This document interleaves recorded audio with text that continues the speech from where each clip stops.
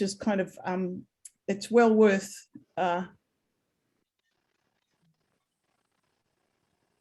going up and having a bit look. But that's where we are. We've come from all our different positions and thinking about this today. But thanks for being interested in this, and thanks to our panelists for making the time to be here. And I'll be over to Garry, turn myself off. Thank you, Rosemary. And again, for those of you who have just joined, we're now up to 115. Welcome to our discussion at the Tuesday Club about water.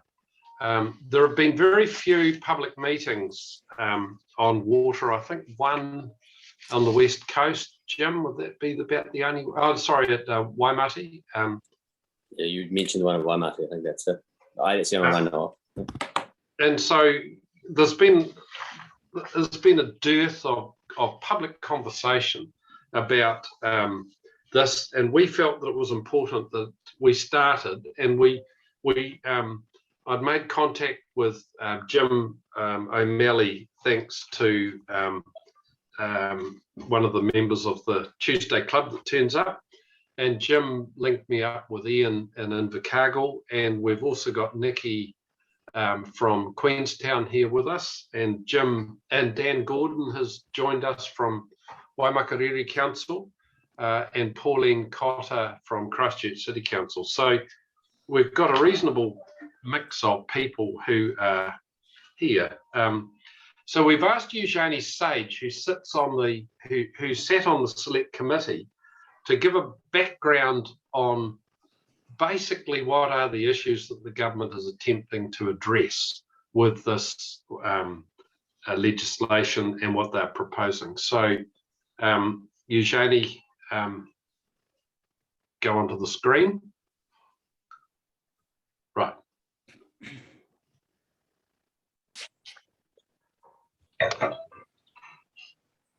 Kia ora, can you see a slide share presentation? Yes.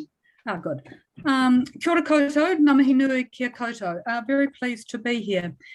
Recognising that there's a range of experience on the call, three waters, what we're talking about is stormwater, rainwater that falls on roofs, roads, other hard surfaces, and then is carried away and generally discharged into harbours and rivers, drinking water, and wastewater or sewage. And so this whole plan to move to a major change in the Three Waters infrastructure has been going on for several years now. And the current situation is that governments or councils provide water services for Three Waters to about 85% of New Zealanders. Huge value in terms of the asset infrastructure, over 54 billion, and a lot of council staff involved in doing this. What government is saying is that there is a lack of scale and that there are inefficiencies for smaller councils, which justifies the changes proposed. And one of the major issues is that councils have got limits on what they can borrow. And the suggestion is that if these new entities are set up, they can borrow off the council balance sheet, so there can be a lot more investment in upgrading Three Waters. One of the things to recognise is that in Aotearoa, we've got one of the lowest levels of revenue sharing by central government with local government in the OECD. So the conversation is about the need to invest in upgrading infrastructure, but we haven't had a conversation about funding and sharing of revenue from central government. And a lot of councils, in terms of the Audit Office investigations and audits, haven't invested enough in depreciation and infrastructure upgrades because of concerns about rates. Challenges. You'll recognise that with the Havelock North in 2016, over 5,000 people getting sick, that has highlighted the need to improve our drinking water services. A lot of wastewater plants, their resource consents have expired. There's issues with leakage from the pipe network for drinking water supplies, and it's been estimated that between 12 and 18.5 billion investment is required over the next 30 years. But there has already been a major investment in improving the regulatory system for drinking water in response to Havelock North. Taumata Arawai has been established as a national regulatory body for drinking water, and the Water Services Bill, which sets out the requirements that drinking water suppliers will have to meet, councils and also the community water suppliers, in terms of providing risk management plans for source water, a drinking water safety plan, and having to implement this obligation to consistently supply safe drinking water, as well as giving effect to Te Mana o Te Wai, the priority around nature, human health needs, and social and economic well-being. So this system of a national regulation for freshwater has already been established, with the key legislation to finish its establishment going through the Parliament at the moment. Taumata Arawai will have much greater compliance, monitoring and enforcement powers than the Ministry of Health does. It's also got a responsibility under legislation before Parliament to report on the infrastructure performance of both wastewater and stormwater networks. So in my view, government should be waiting until we see how Taumata Arawai operates, because it is focusing on the priority of ensuring that we've got safe drinking water. Government has set out the case for change in terms of improving the quality, safety and performance of Three Waters, and it being more affordable and financially sustainable because of these entities being able to borrow in their own right, and also just scaling up through larger scale entities. So this is what is being proposed with the 4 entities, the districts that are proposed here, and 2 in the South Island, the Te Tau Ihu going with the Hawke's Bay, Wellington area, and the rest of the South Island, which matches Ngāi Tahu's Rohe, going into an entity for the South. So these 4 regional water services entities that are being proposed, they would assume ownership of all of the Three Waters infrastructure and services and any debt and revenue. The proposals are that there be a competency-based independent professional board. All of these quotes are taken from the background papers, and that they'd operate in accordance with best commercial and business practices in an efficient and financially sustainable manner, and in the best interests of communities. The board would be appointed, and this is where it gets quite, I'll come to a diagram in a minute, it's quite a complicated relationships, because you're going to have this competency-based sort of governance board, and the councils would have quite limited involvement in the selection of the board, and would do it through a selection panel which a regional representative group would appoint. And so the regional, one of the good things about the reform is the greater involvement of mana whenua through this regional representative group. It would have an opportunity to set a statement of strategic and performance expectations in much the same way that Christchurch City Council does with the City Holdings Company that owns the port and part of the airport. And the entities would have requirements under legislation to engage meaningfully with Māori, local government and communities. They could borrow in their own right, but we haven't seen what the consumer protection would be and how these entities would be regulated, because they could charge on either a volumetric basis or a fixed basis for water that was used or discharged, and we haven't seen that regime yet. So this is what the regime would look like, which I'm sure other speakers will comment on. It is quite complex, and councils, even though councils own 85% of the current water supply infrastructure, they are at quite a distance from both ownership and management, only being able to provide direction through the statement of performance expectations and intentions. There's been a big concern about privatisation, and the government has said that the legislation, which is planned for introduction, I think next year or early 2024, would provide protection against privatisation. because government has said that it's committed to continue public ownership. One of the protections would be the entities wouldn't be allowed to be profit-making in the sense of paying dividends, and any privatisation proposal would have to be supported by 75% of the regional representative group and a public referendum. But as we saw with state-owned assets under the former national government, it was very easy for government to change the legislation.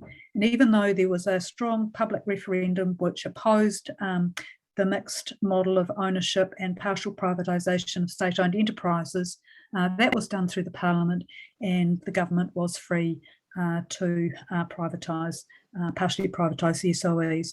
So have gone through this quite quickly, but major concern, I think, is that it would be very easy by consolidating the decision-making in this regional representative group, which then selects the board, and having decision-making in just a small entity there, rather than councils continuing to own the Three Waters assets and infrastructure for a decision in future be made around privatisation. But happy to answer questions at an appropriate time. Kia ora. Thanks, Eugenie. Now, Julie Kidd Rosemary has said, could we have slide view other than notes view, please? So, don't know what that means. Yes, Eugenie, you haven't pushed view the slide as you went through. That's all. Would have been great if somebody said that on the way through. So my apologies. We'll make sure that those slides are available tomorrow. Sorry. Thank you. That's right.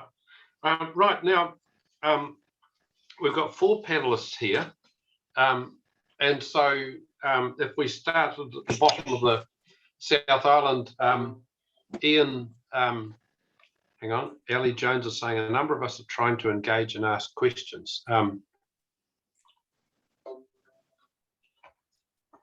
on, I'll look at my phone via the feed, but it seems we can't. Can you check that one out, please, Rosemary? Yep. Okay, just Ellie, the questions go into chat at the bottom there. So if you push chat and ask the questions there, we've got people monitoring the questions. Right, so we'll start at the bottom of the South Island. Ian Pottinger, the chair of the Infrastructure Committee at Invercargill City Council. Kia ora and welcome. Thanks, Gary. Right, yeah, I'm a 4th term councillor, and our council has not yet reached a decision for opting in, opting out. So we're still waiting on those critical details that I guess a lot of councils are still waiting on, that information. So any opinion tonight is my own. I better put that out there. And just to give you a bird's eye financial view of Invercargill's Three Waters, we have 958 million in assets, and current debt on those assets is 38 million. So as far as borrowing goes, I think we're pretty all right. So what I want to touch on is how Three Waters, I see it, applies to the Local Government Act. And as far as I know, the Local Government Act hasn't been cancelled, so that's what I'm working to. So all local authorities need to adopt a significance and engagement policy. That's section 76AA. This policy, concerning Three Waters, it identifies and lists strategic assets, and it also steps out how you must consult if you're going to change the level of service or sell or change ownership or control. So in the case of Three Waters, what you would have to do, it's known as a special consultative procedure. That'd be triggered. That's section 83. Now, this requires the local authority, it's got to prepare and distribute a consultation document explaining in detail the proposal. It's got to list other practical options, and these could be say, a joint something with another council. And also what it has to do is it's got to work out how this is going to impact on its long-term plan. And this is not an easy task. We've all done our long-term plans. So section 97, An information, says, change ownership or control. So in the case of three, sorry, I think I seize there. Right. So this would take minimum maybe 6 months, but to comply with the Act could take up to a year. But just to throw a spanner in the works, with the three procedure, with the Three Waters proposal from the government, we could not do that under this consultation because of section 130. And what section 130 says is, that's it here, it's obligations and restrictions relating to the provision of water services. Now, this obligation to maintain water services, it's statutory law, and that is what we're operating with at the moment. Now, I'll just read it. It's only a couple of sentences.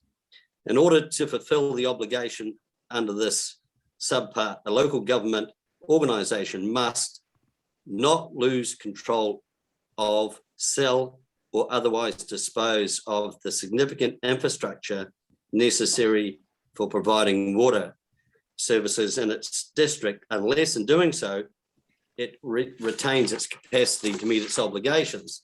Now, this is where this proposal doesn't work.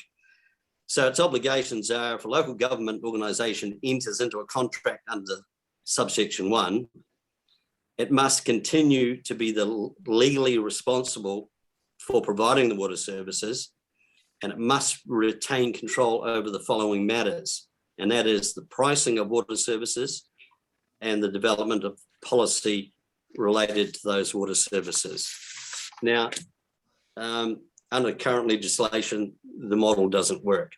Now, my take on section 130 and why it's there, it's to protect the community from such critical infrastructure being sold off.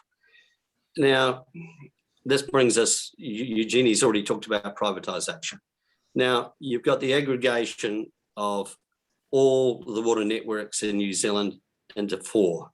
Now, the stage is now set, maybe not for this government, but for a future government to have a nice 4 lots of entities to put up for sale, or maybe before that, just make one entity. So, yeah, I'm not convinced. And getting back to the regulator, which was talked about before, I think that is a critical thing that should be enacted first, and we understand.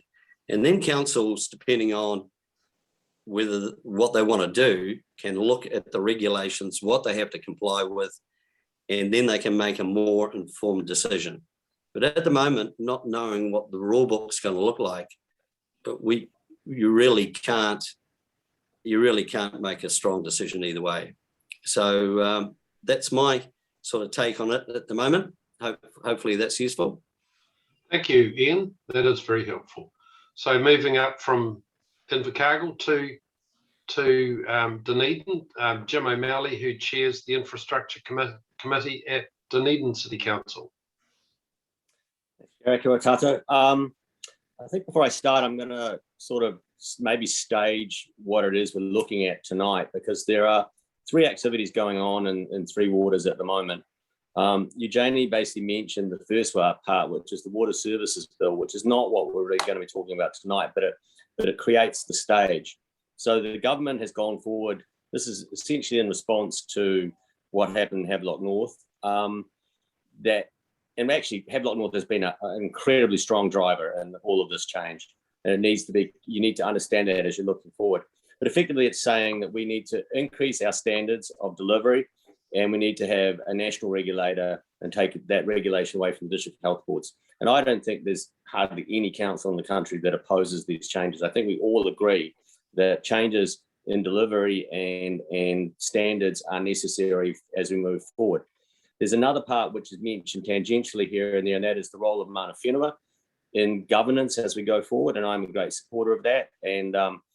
But it does not actually necessarily influence what we're here to tonight to talk about, which is the delivery entities themselves. And what we have come to is the Department of Internal Affairs has decided that councils are not capable of delivering their infrastructure when it comes to Three Waters.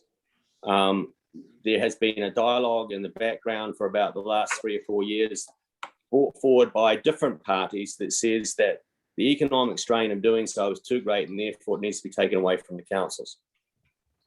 Now, when that has been presented back to us, any council of any size, and I would say in the South Island, that includes Invercargill, Dunedin and Christchurch, has done their analysis on whether we can or can't afford what we're doing as we're going forward. And what we're looking at, and I can really just speak for Dunedin, but I mean, it's effectively going to be the same for almost everybody of any size, is that we have been traditionally underspending in water and to varying amounts. So as Havelock North came down and we saw the Havelock North inquiry come out, about 3 years ago, we decided to look back at our investment in Three Waters, reevaluate our valuations, and the valuation of our system has gone up from a little over $1.5 billion to $3 billion. And then we set our asset management plan around that valuation. Now that's resulted in a doubling of spending in Three Waters in our current long-term plan. And we anticipate when we go into the next one, it'll double again. So we'll be about 4 times the spend that we were at before we did this analysis. Now, what's determining this upper limit of spend?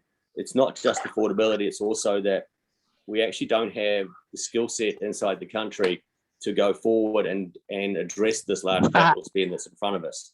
So whether it's individual councils or whether it's a large entity, we're still going to face that issue of actually whether or not we could even deliver this outcomes. But we have put in place a project management office inside the council, and that's brought about significant efficiencies already and ability to deliver. So we actually are delivering on our increased capital output investment.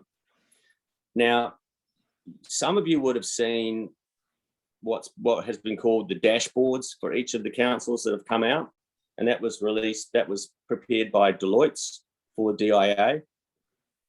And in that dashboard, they made statements about this is what your water bill will look like 30 years out from now if you try to go it alone or if you go into one of these entities. And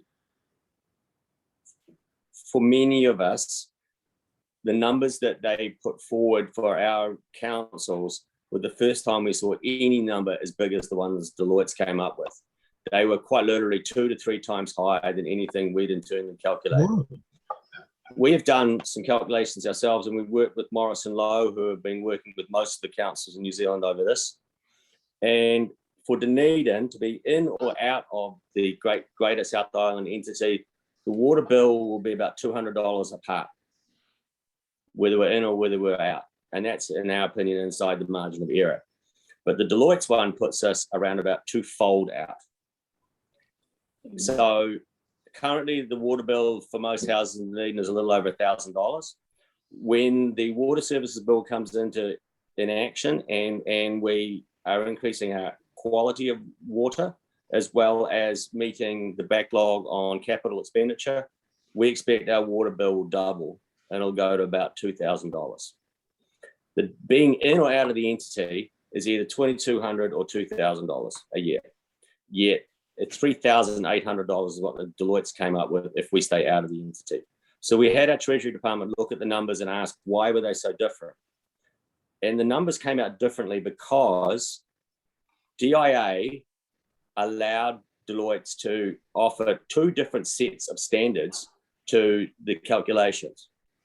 What they said was, if you go into the water entity, you'll get a 50% reduction in costs or 50% efficiency change. If you stay in your councils, you get a 3%.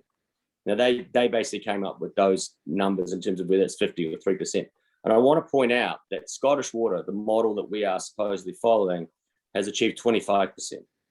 So somehow these New Zealand entities will achieve double of what's actually being seen in the real world. In addition to which, the cost to the household bill in 2051 was influenced by how much debt the entity was carrying. And the Deloitte's model allows the water entities to carry 800% of debt to the earnings ratio, whereas councils are limited to 290%. So that would mean then that you can defer the cost to the payer off in time by a debt deferral, which is effectively what's in this model. So by the time you put in a debt deferral and you put in completely different efficiencies on one side or other side of the equation, that's when you end up with these vastly different numbers. So we feel, and again, like Ian, our council's not yet taken a position, so I can't say I speak for the council, but certainly we, being me and people I like, feel that that effectively it's pretty neutral. Once you're a certain size, it's fairly neutral cost-wise whether you're in or out of this water entity. So then you have to ask yourself this other question. If we're in it, we lose a lot of other controls, because currently our water is run on the 7th floor of the Civic Centre building in Dunedin. And I was in the transport room the other day and they're on the 6th floor, and we were talking about moving a road. And I said, you know, if you've got to figure out where the water mains are now, all you've got to do is walk up a flight of stairs and ask them.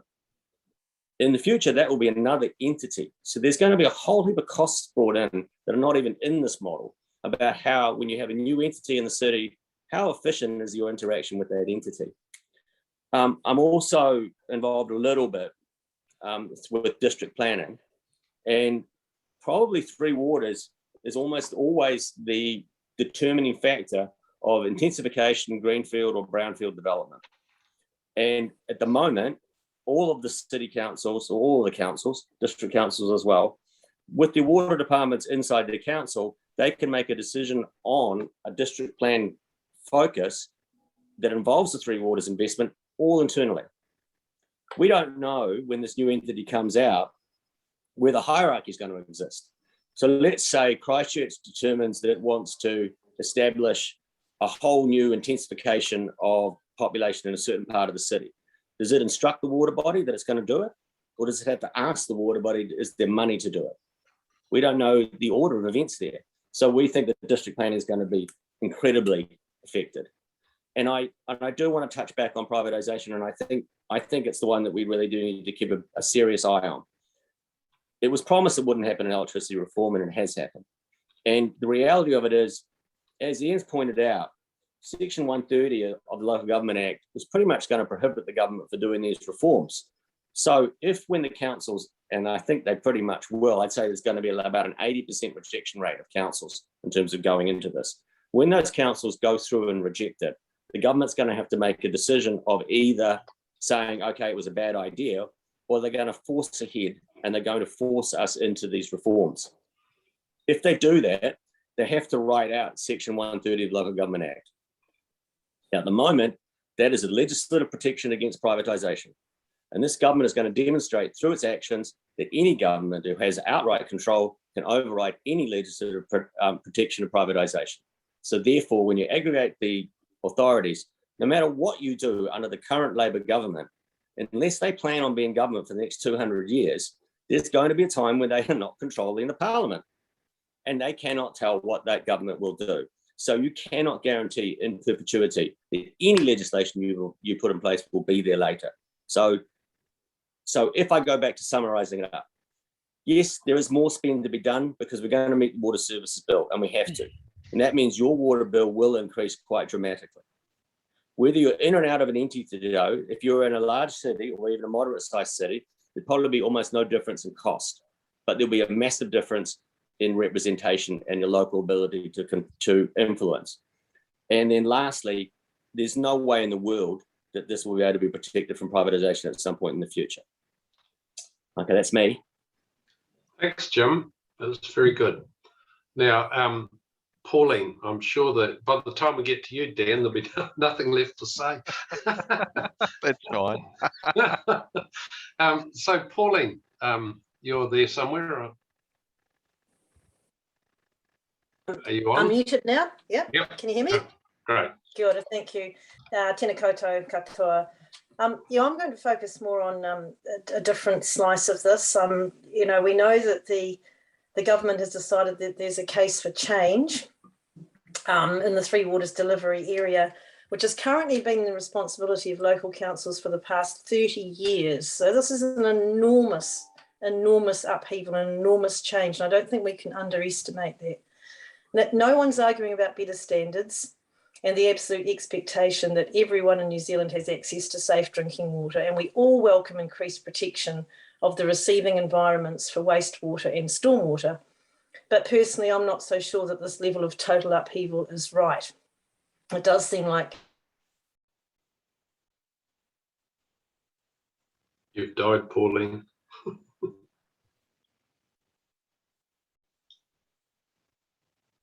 Yes. Yeah, am I back? Yep, you're back now. Sorry. Yeah. It's a big concern to me that we're jumping to adopt the Scottish water model without actually looking at other options. There's been no other options presented, which we in local government would never get away with that. So as we all know, this has sprung from a reaction to the tragic Havelock North drinking water contamination in 2016, which was 5 years ago. And from that incident and the resulting inquiry, we have all learned a great deal. We've all got a big wake-up call, and that's a good thing. And from that, we've now adopting, you know, higher standards. The standards have already tightened around drinking water, as the City Council have found. We're trying to get our compliance. But Christchurch City Council has always invested heavily in our Three Waters, and we've increased that investment post Havelock North, particularly in the drinking water improvement program. We've got 2.3 billion in our 10-year plan for our Three Waters.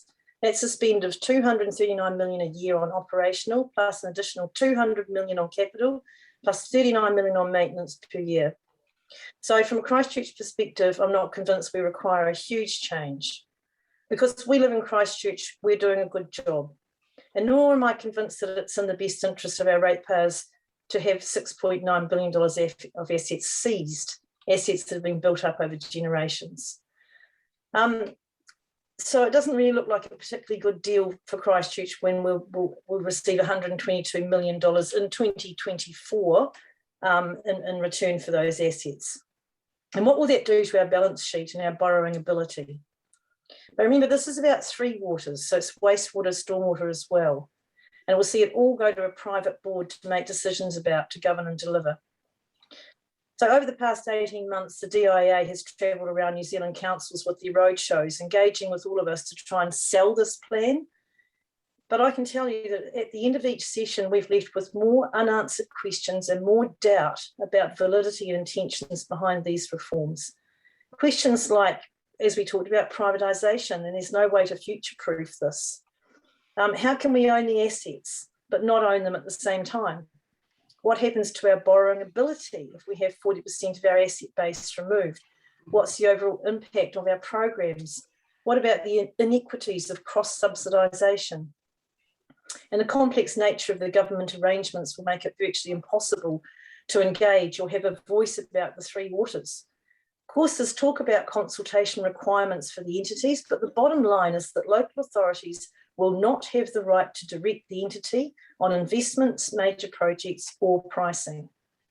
And how can there be so much savings through efficiencies with such large, complex, and consequently costly governance models, and at the same time create and fund 9,000 jobs?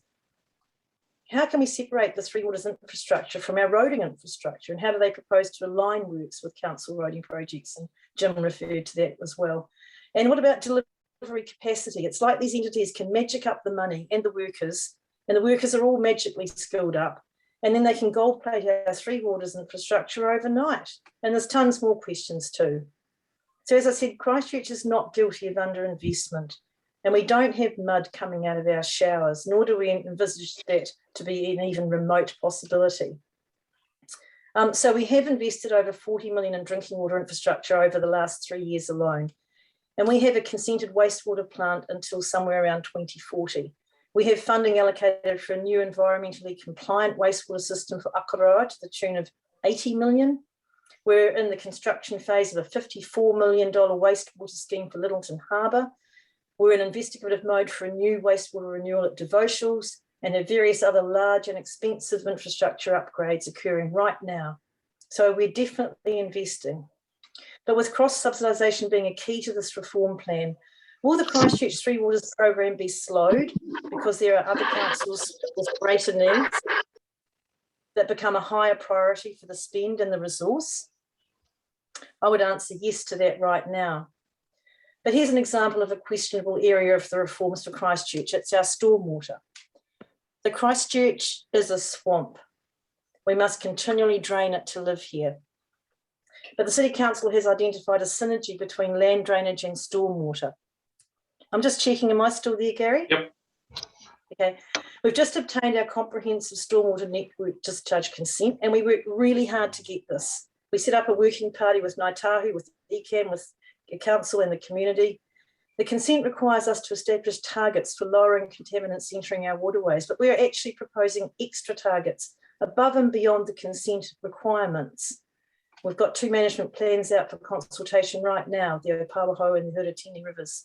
So we've co-created the Community Waterways Partnership to bring people together to minimise contaminants at source. Council has long-term programs for developing wetlands and floodplains that provide outstanding recreational and environmental amenity while filtering and cleaning stormwater. And the Land Drainage Works uses a 6 values approach: ecology, landscape, recreation, heritage, culture, drainage. So will all this land be included in the asset grab? Will our ponds, our swales, our streams, our wetlands, our floodplains, our forests? We're investing hundreds of millions of dollars into environmental and water quality betterment by daylighting pipes, landscaping, plantings. Would an entity adopt this approach or merely go for the cheaper, more economical option of fixing pipes with like for like? And I don't know if we will get answers to these questions prior to any opt-in or opt-out decision deadline at the end of this year. And what happens when our bylaws and water safety plans come up for renewal? Will these entities have to require regulatory powers? Wouldn't that be scary? But in the short time I have to speak, and it's challenging to keep this brief as there's so many other areas of concern, I've tried to highlight 1 or 2 issues for Christchurch, but it's obvious there's many more questions. This is so rushed. It's put an incredible amount of pressure and stress on our organisation, and I'm sure every council in New Zealand, especially being asked last November to provide detailed data about our 3 waters to the Crown by January, only to have that data to be used against us to support their case for change. And that's my view anyway. We definitely need to question their financial assumptions, as Jim has referred to as well. Work is being done by our council currently, another huge piece of work.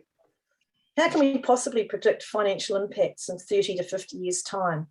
And why have the Crown not provided options? They maintain their consideration of how many entities is the right number, that constitutes the options, but to me there should be many more options.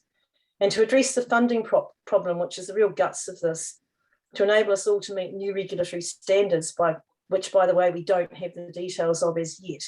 Which leads me to another question, is how come they can tell how much or predict how much it's going to cost us in 30 years when we don't have the standards established yet?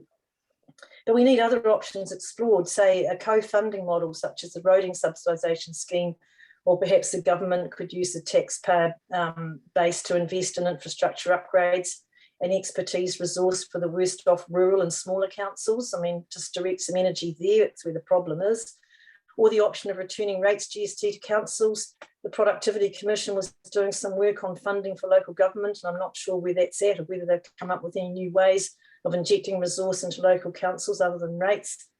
These are examples, but I'm sure there must be a better way to achieve the desired outcomes than by simply grabbing the assets and adopting a centralised, completely separated, faceless model. I could go on, but I think I'll stop there because I know people will have questions. So that's it from me. Thank you. Thank you, Pauline. Now, Dan, I only invited you this morning, so That's all right. by mistake completely, I promise. That's all right, Gary. Hey, look, firstly, can I say a big thank you to yourself and also to Rosemary for the invitation and for organising this, because it really is, this is one of the biggest reforms in local government since 1989. So it's really important that this conversation's been had. I'd like to particularly acknowledge the previous speakers, and I think they've really articulated the position really well.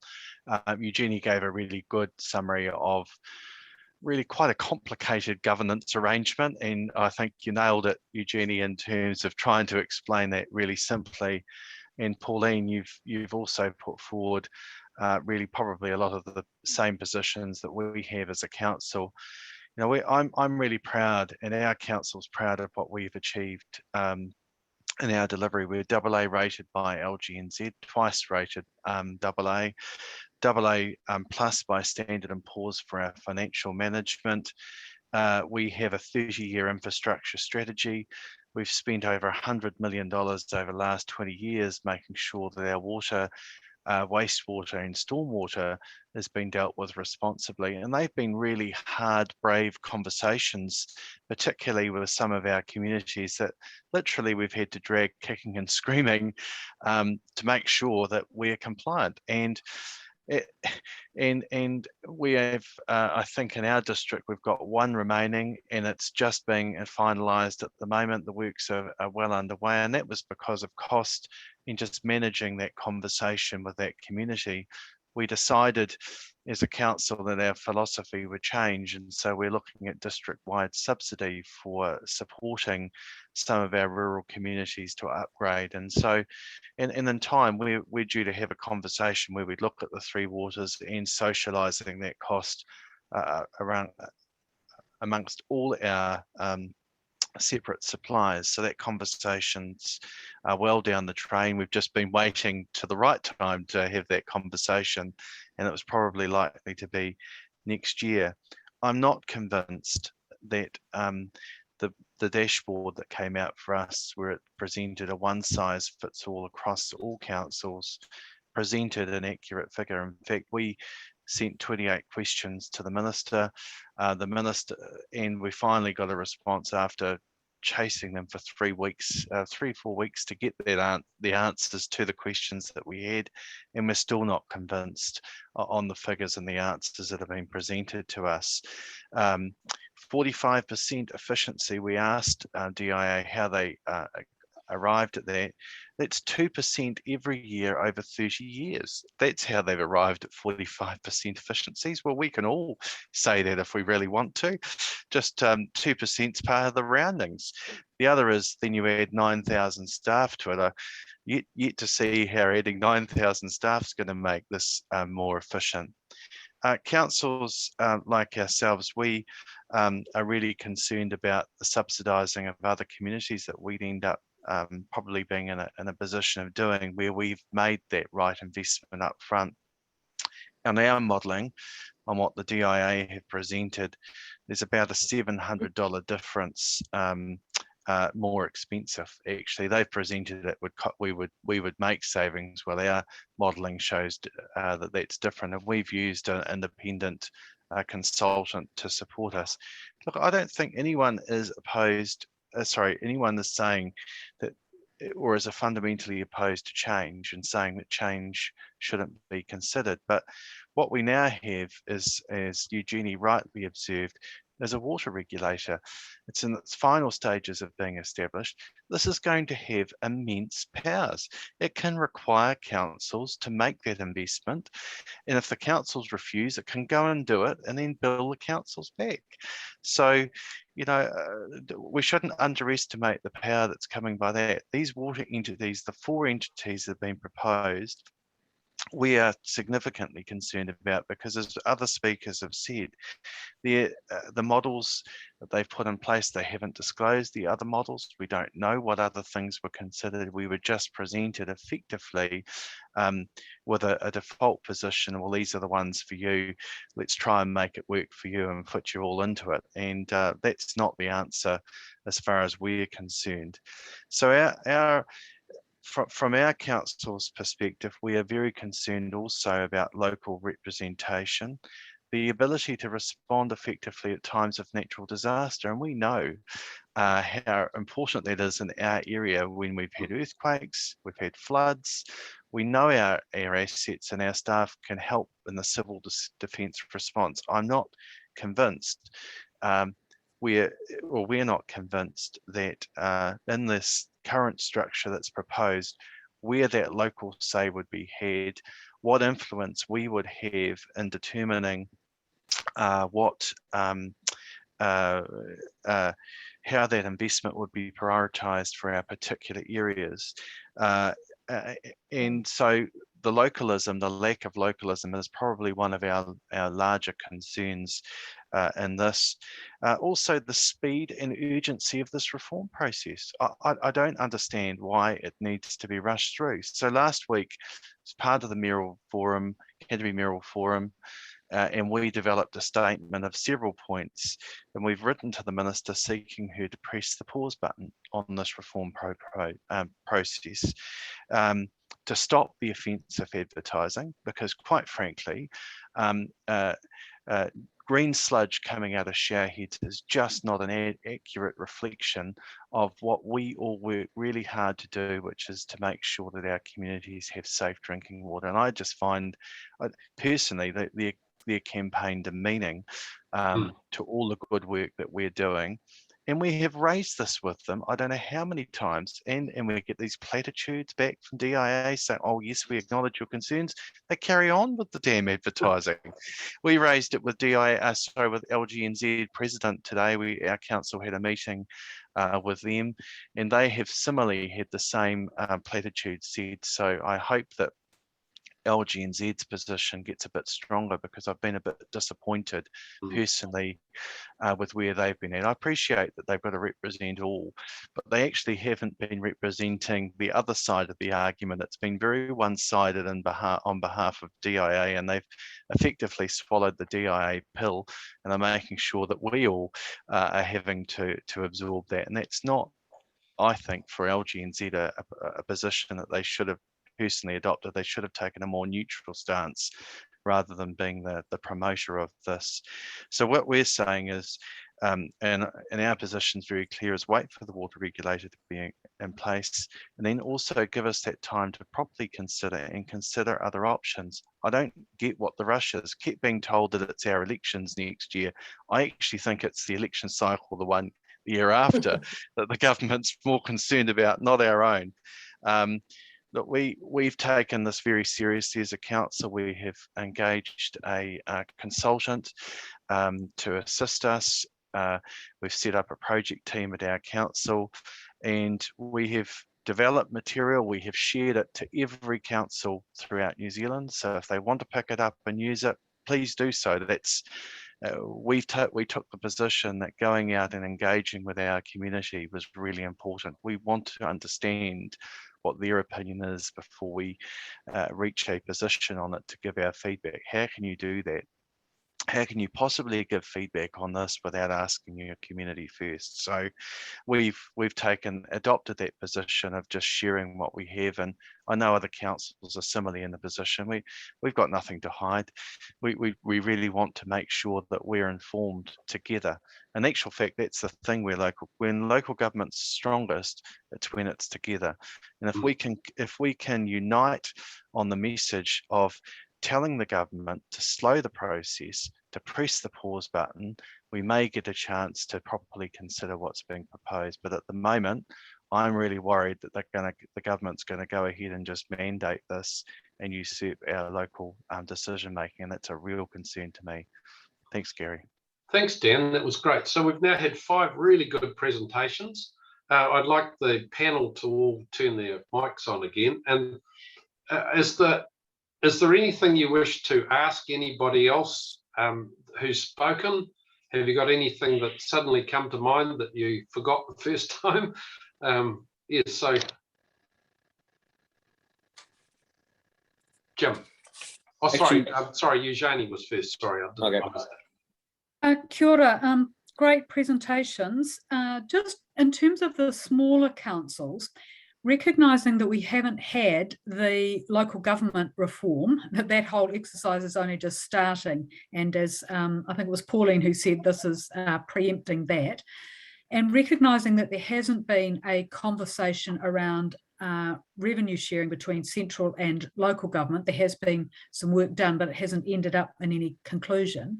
What are your suggestions, Mayor Gordon and Councillor Cotter and Jim in particular, for how smaller councils, I'm thinking of Huranui, Kaikoura, West Coast councils, how we can ensure that they are providing the same standard of infrastructure and three water services as you get in places like Christchurch, where councils are obviously investing, as Pauline has noted. What do we do about those smaller councils?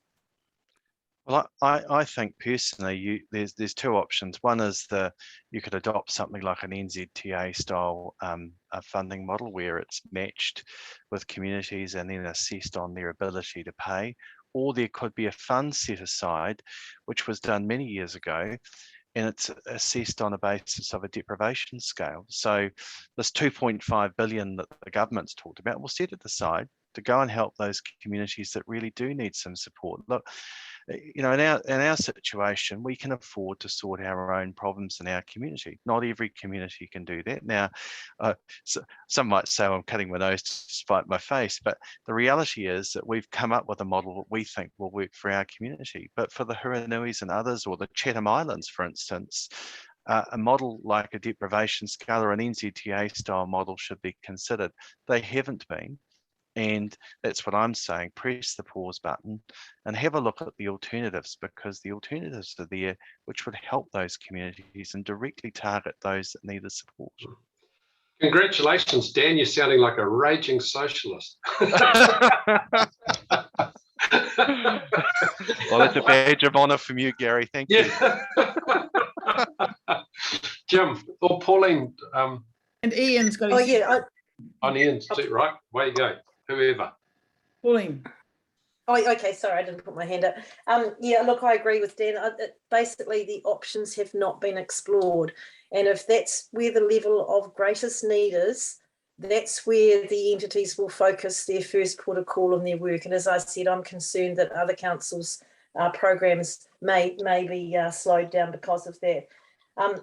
You know, there's all sorts of things like I read today, and don't ask me where, because I've been reading a lot about this, point of entry devices such as UV and filters that treat drinking water where it enters a house. That will be allowed under the new water services bill. That's simple and cost effective. And so part of me wonders about the scaremongering angle of this as well, that is there some of that going on here? Is there been confirmational bias in this whole thing? So I totally agree with Dan. There's options that have not been explored, and they should be explored for these areas of greater need. Next. Jim? The current funding model, there is no assistance from central government, so therefore your water bill makes up around about 40% of your rates bill in most councils. And the NZTA model's been raised quite a lot tonight, and we've definitely raised it with DIA, and they absolutely immediately rejected it. And it's constantly rejected. Now, there's two reasons for that. One is the NZTA model actually uses petrol tax to pay for the central fund, so it doesn't require an income tax or the general government tax pool to pay for it. So therefore, the government doesn't have at the moment anything in mind where it would get a central fund from. So I think that might be why the NZTA model's been rejected. But personally, I think that's where we need to go. And I remind everybody that before the last election, $6 billion was found quite quickly for infrastructure spending, which we remember quite clearly because we got zero. But that $6 billion was found at that point. Now, I would say go and look at Tunakaiki and Ross, so I've both got mentioned today to me in other conversations. We've got Clutha District immediately to our south, and Gore is hopelessly underinvested. What are those councils actually facing? How many $1 billion are they facing? Because I'd be more than happy to just let them have what they need from a central government fund and leave the larger population centres to get on with what they've got to do, rather than completely and utterly lose control of our whole systems. to feed this group because the central government's refusing to go into a funding model where central government money comes in. We were briefed today by our water department on the analysis, and they basically said that if you look at the council's contribution for the South Island Takiwa model, Christchurch and Waimakariri are going to be paying for everybody else. That Dunedin will be almost on the neutral line, so will Invercargill, and then the smaller councils will be on the receiving end of it. So effectively, we're getting socialism, and which I basically am a supporter of, and equity in taxation, but in a form which is really basically allowing the government not to face up to the fact that it is supposedly the Labor government. It should be drawing in the taxes and redistributing them through a central fund and leaving the cities to pretty much do what they need to do while these smaller entities get the help they need. Yep. That's my feel. Thanks, Jim. Ian, I think you wanted, I wanted to throw in the comment that I've heard a bit lately is, what is the question we're trying to answer with this solution? You know, like, I think going back to that, Ian, you had your hand up? Yeah, I think the previous speakers have touched on the most important point, and it was quite an eye-opener at the local government conference in Blenheim. Fantastic. City, town, well, I'm not sure what state it's in, but it was a good conference. And we had the $2.5 billion giveaway. Now, as someone said before, there's a lot of money to put towards smaller councils. And the other thing that intrigued me at the conference, there was quite a few stands of service providers who deliver this technology. Now, I was amazed at what is happening now and the costs involved for delivering both wastewater and drinking water solutions. Now, if this was Denmark or another Scandinavian country, they would not address the problem by doing this. They're quite smart, and they would solve each unique small town problem with technology and be smart about it. Put the funding up and do it. And as Jim said, all the other metros can look after themselves. And I think everyone would agree to that. No doubts. So, yeah, I agree with the previous speakers. Okay, now has anybody got any questions that you want to ask of any of the other presenters?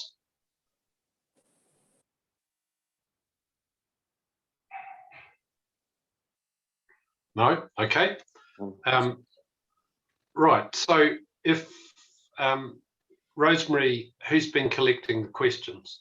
Oh, they're all in the chat. I've got one. I'll ring, I'll read Sophie McInnes's one out, because she's a councillor in Selwyn, and we haven't heard from Selwyn. And her comment is, and to decide Three Waters before Taumata Arawai has assessed which councils do actually have a problem with drinking water is also putting the cart before the horse. They're estimating upgrade needs based on what Scotland found, i.e. everyone thought they were okay, but turned out otherwise. Here may be better, same or worse. Any thoughts on that? That's from Selwyn. You want to respond to that, Dan? Oh, look, I totally agree. And that's been and Sophie, a really good point. And that is the point that we were making earlier, and pressing the pause button, let the water regulator get in place and see what flows from there. They're going to, this regulator, I don't know if people are aware, and Eugenie was going through that before, it's going to have potentially immense powers that can require councils to make that investment. We need to see what the effects of that is first, and pressing the pause gives us time to see how that embeds, and then we can look at it a little bit further down the track, and also have the opportunity to properly explore together what other options might be available, and have a genuine partnership conversation, not one that's been rammed down our throat by DIA, one that as local government we could lead ourselves and have this conversation. I'm really concerned with how much say DIA are having in this process against local democracies and local councils. We get together as entities regularly, and as local government units, and through, and Garry will know, from rural, provincial to our zones, we're quite capable of having these conversations rather than DIA leading them, as they are. The future for local government's happening at the moment as well, again being led by DIA and not by us. The future for local government actually should have happened first. We should have been having that conversation before we're talking about the what water structure might be there. But all I'm saying, and we're saying, is press the pause button, then have a proper consideration, see the water regulator in place, and see what effect that'll have. Then we can see what's needed beyond that. Yeah, thanks. Pauline, did you have a... Yeah, I'm just adding to that with just touching on the future for local government. And that's a big question. It is intricately tied with this work.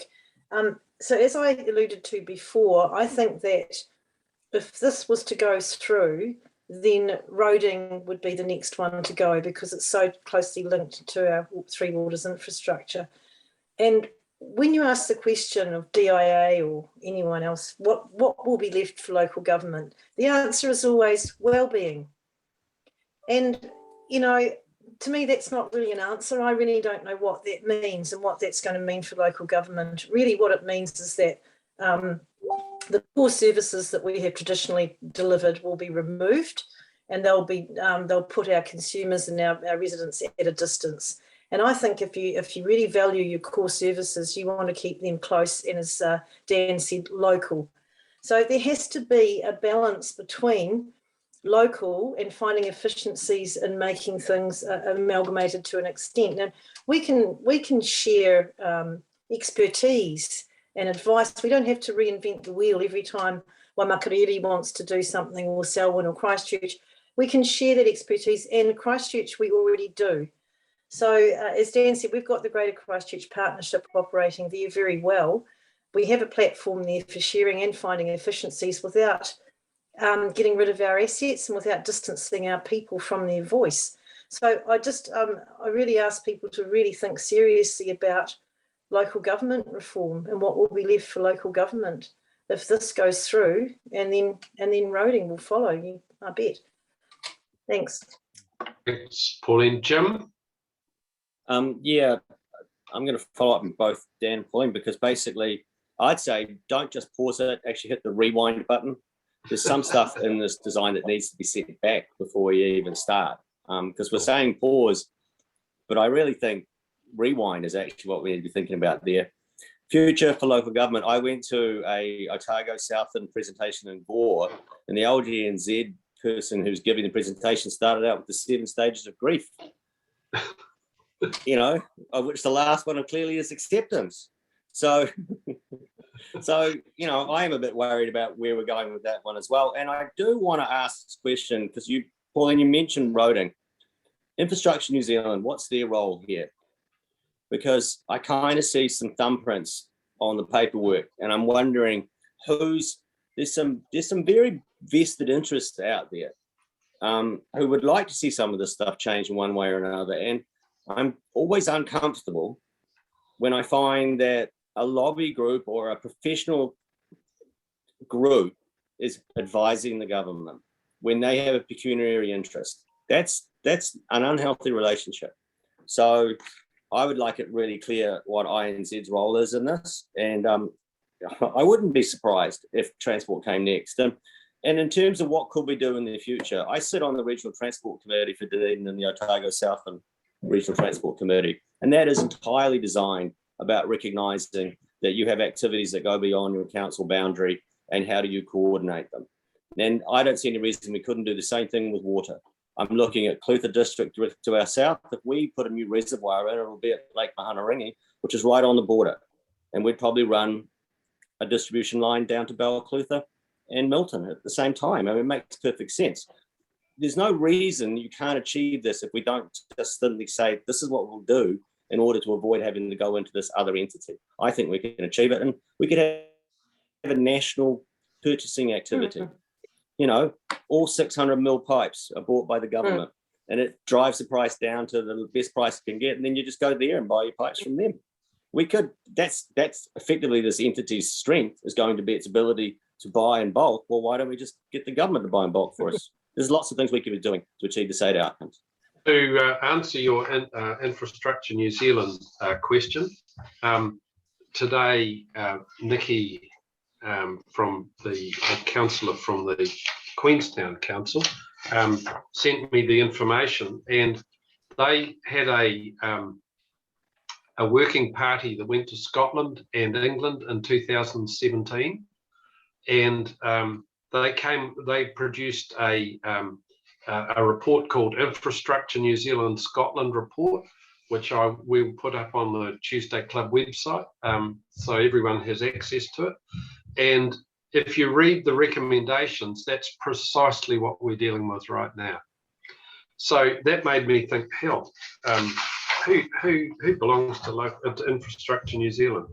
It's all the banks, it's some of the architectural practices, it's all the big construction firms, it's all the big engineering practices and accounting practices and legal firms,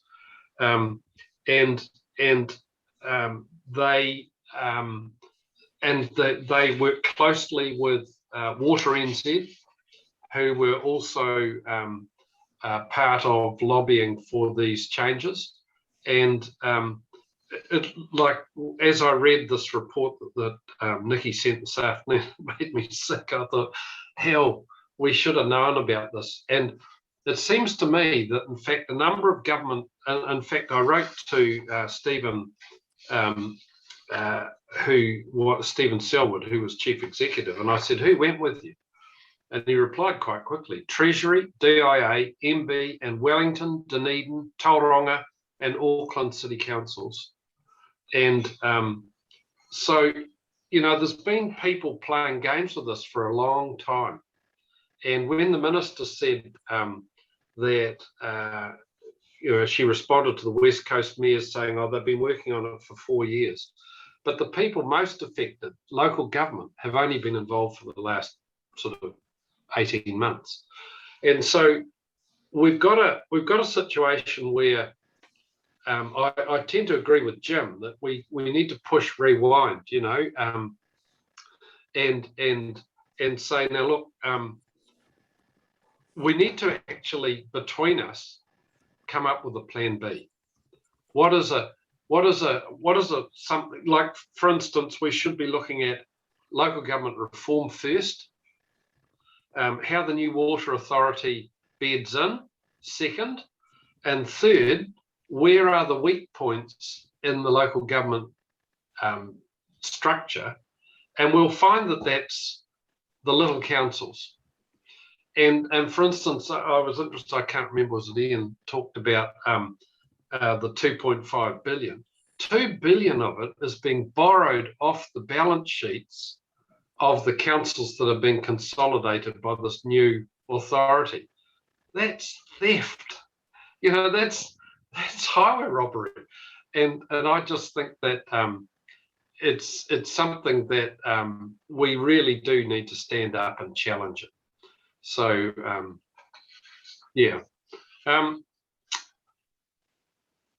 Other questions, Rosemary? Oh, there's lots of comments in the... Turn them into questions. I think Ian wanted to say something, Gary. Oh, do you? Oh, sorry, Ian. Yeah. Hey, look, this is a question for the panel, and it's based really on service delivery. So if you've got one entity, and we'll look at the one we'd all be in, wouldn't it be easier for them, instead of dealing with multiple suppliers through multiple towns and cities, that they go to one of these large infrastructure services companies and go, here you go, here's a 10-year deal, boom. And then all your local guys that you've used before to drive the price down, they all tender for the various jobs, gone. You've got the set fixed price, one company. I'll use, I quite like the old Roadrunner shows, Acme Water Supplies, and it's all done. So I'm just a bit worried. I just wondered if anyone had comments about the potential of that moving in the same line if this entity was created. Anyone want to respond to that? Yep. Do you mean, Ian, that there'll be a drain or a flight of expertise and skills from one area into another? And I No, think what I'm sort of getting at is one big player comes over and takes over all the work, goes to the entity, goes to the board and say, hey, look, sign a 10-year contract with us and we'll do all the work for the South Island. Okay, and you just need to call us. You don't have to worry about dealing with 30 companies, just deal with us and it's done. So, well, I mean, that takes us into the procurement model, doesn't it? And it's quite highly likely that they could win a contract that's, 4x4x2 or something like that. Yeah, that's quite likely. And it does come to also what I was going to say, that there will be a drain of skills going from one area to another. But the minister was quite adamant at the local government conference that, oh no, everyone will retain their skills and expertise in their area, but you can't have both. It won't happen. You can't have them all flying off to work for the man somewhere else that offers them the better money and retain them locally. So there's big questions in this, very big questions. I think what Ian raises is a legitimate concern, and that's one that we have as well, as these efficiencies are very much driven by the Wix model. And if you don't follow that to the letter, you won't get the efficiencies that are claimed. So we all have procurement models in place. They're all our systems are audited. They've got to be done through a particular procurement model, and we're all driving and looking for efficiencies to be there, but also critically you do like to make sure that your locals get an opportunity to put in a price that helps keep a local competitive market. And that's one of our concerns, and this is just, as I said earlier, how much say we will have with a large entity on the procurement and what models in place for our local communities, and the responsiveness and the prioritization of the work. Things that we value very closely, what our communities do now may not be the case in a larger structure, and that's one of our probably one of the loss of localism is a real concern for us. I agree. Eugenie had her hand up. Yes, that's what I was just about to go to Eugenie. Oh, thank you. It was just to add to Mayor Gordon's point, and I think we will see, exactly it will go to the bigger companies, which means there'll be a hollowing out of the contractors and those who are locally based, which has impact then on the economies of smaller towns and communities. And there's an assumption that bigger always means more efficient, but it doesn't, because smaller entities, you're more in touch with what's going on, and councils that are fully across all of their services can be much more efficient than bigger entities. Big does not mean more efficient. Thank you. I can remember on a number of occasions wandering up to the water section of the council, and there's one guy in particular, and you could say to him, what's the issue in that area? And he'd say, well, we replaced such and such a pipe last year, but we've got in 2 years' time, we've got another one. And he knew the system inside out, and that knowledge and the contractors they work with is, you can't buy it. It is something that could be completely lost.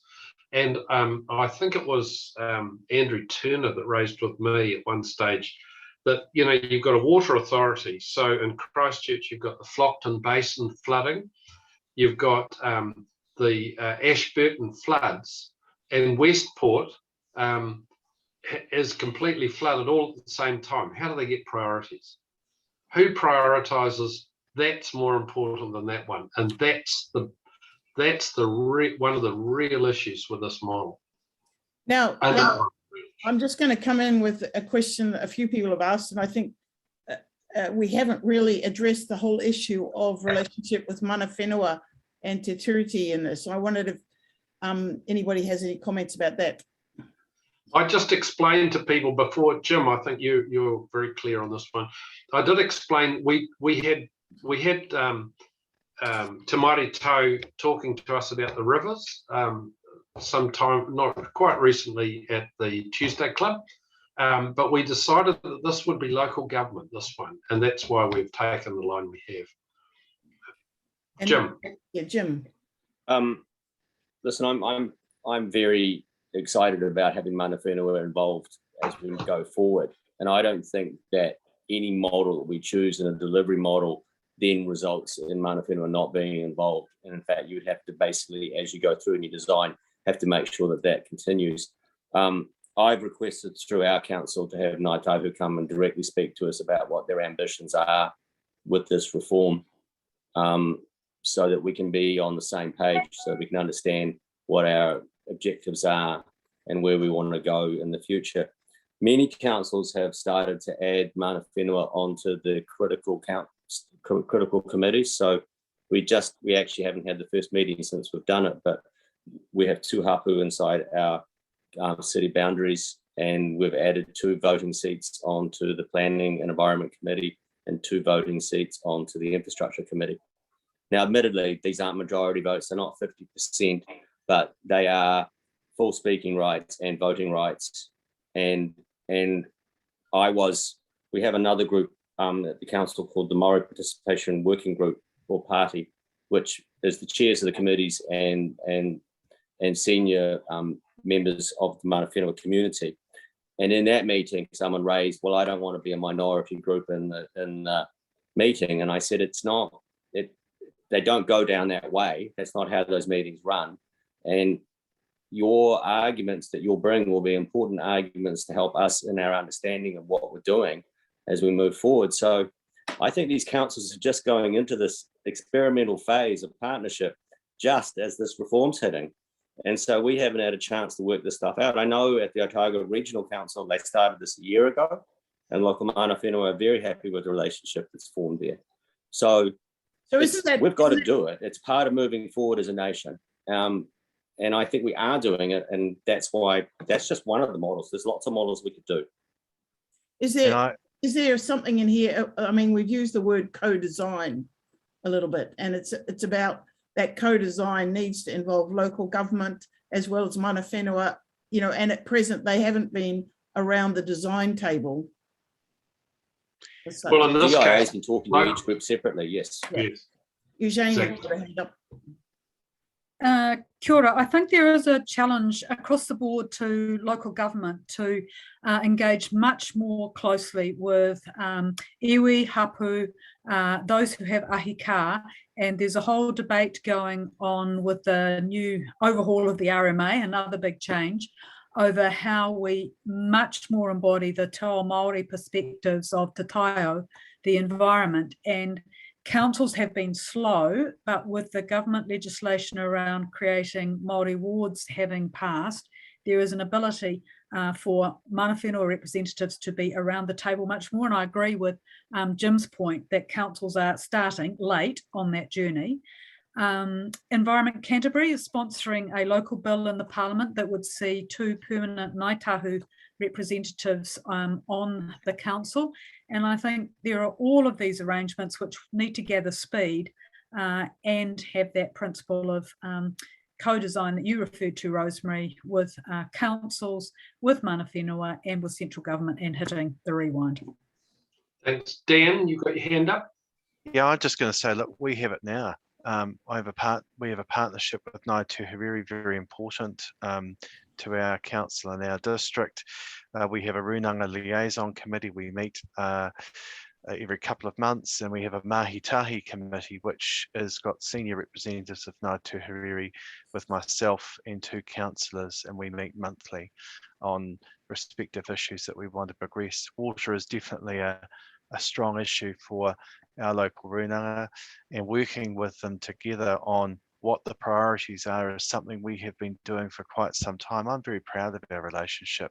I have iwi relationships as my portfolio of council because I wanted to signal the importance of that relationship to our councils. So look, we can talk, I think concepts of co-design are great and the mentioning of what's happened, but it's actually in practice what's happening. And from our council's perspective, we're very comfortable with the relationship we have now and how we're managing our assets. But sure, we can all do better, and maybe some of those things could be codified in whatever response or whatever model eventually comes about for our respective councils. But I think you need to look and in practice, what's the relationship you have with your current local runanga, and strengthen that, and actually ask them what they're looking for, because I think we all sometimes make assumptions about this. It's actually sitting down and asking them what's important and what their priorities are, and that's what we do. We have an annual hui. I go down to the marae and we get tested, and I front the aunties quite regularly and certainly face the music from time to time, and that's just how it is. It's a robust conversation, but it's for the benefit of all. And I love working with our local runanga. It's a very special relationship to me and to our council. Kia ora koutou, everybody. It's just been fantastic to have you share, and thanks to all the people who've been here as well. I'm going to, because I think it'd be quite good to get a bit of a feel. I've made a little poll to give people while we're winding up. I'm going to launch this poll. There's just 2 questions. Do you support the Canterbury mayoral reform call for a pause in the Three Waters reform? And secondly, we call on the government to consider other alternative methods of managing water than what they are currently proposing. So it's just a bit of a thing that maybe we can use in some submissions. Let us know what you think. I'm going to launch that. And as people are answering that, Garry, you can say our farewells.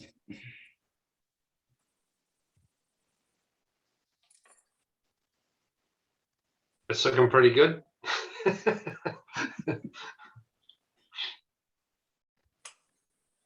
Giving people time to. I think the thing that I've really enjoyed about tonight is that there's no sort of shouting at each other. There's no differences of opinion, or if there are, they're respected. We've had from Eugenie telling us what the legislation's trying to achieve. We've had from the elected representatives their perspective, personal, and they're all a personal perspective tonight. And I think that the reason what the Tuesday Club tries to do is to get public policy debated, and that's all we don't you know, like we jump on toes from time to time, and that's a healthy part of debate. And so I'd really like to thank Ian and Jim and Pauline and Dan and Eugenie for leading this tonight. So thank you very much, all of you. We will be putting the notes up on the Tuesday Club Facebook page.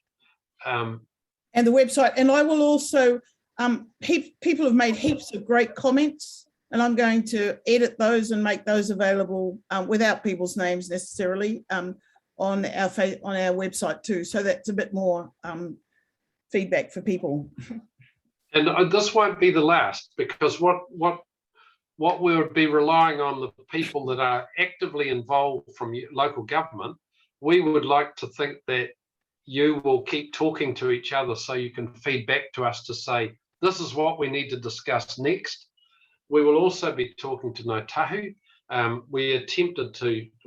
Jim and I had a meeting set up last week, but unfortunately COVID sorted that. We were to meet with Ngāi Tahu's person who's chairing for them. And I'd like to actually tell people something that most people won't know, but Ngāi Tahu own half of the Christchurch City Council building.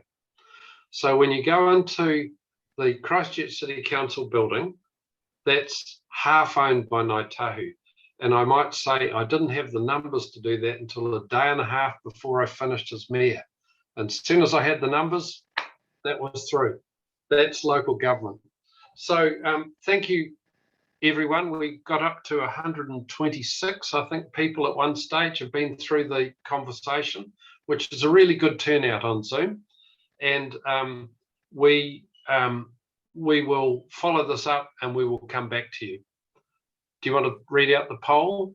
Oh, well, I've just shown it to people there. It's I knew it would be. There's amazing people who've participated in this, and It's fantastic, and we can use that when we make submissions and put our ore forward.